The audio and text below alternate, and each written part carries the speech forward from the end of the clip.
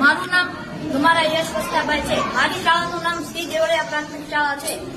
અમારી શાળાના પુસ્તકાલયમાંથી અમને દર 15 દિવસે એક પુસ્તક આપવામાં આવે છે. આ વખતે મારા પુસ્તક મને વિજ્ઞાન મેળાની તૈયારી કેવી રીતે કરશો પુસ્તક આવ્યું હતું. આ પુસ્તક સાયન્સ એટલે કે વિજ્ઞાનને સંબંધિત બનાવવામાં આવ્યું છે. વિજ્ઞાનનો સરળ અર્થ વિશેષ પ્રકારનું જ્ઞાન થાય છે. વિજ્ઞાન આપણા મગજમાંથી ખોટી અંધશ્રદ્ધા અને વિચાર શુદ્ધ કરે છે.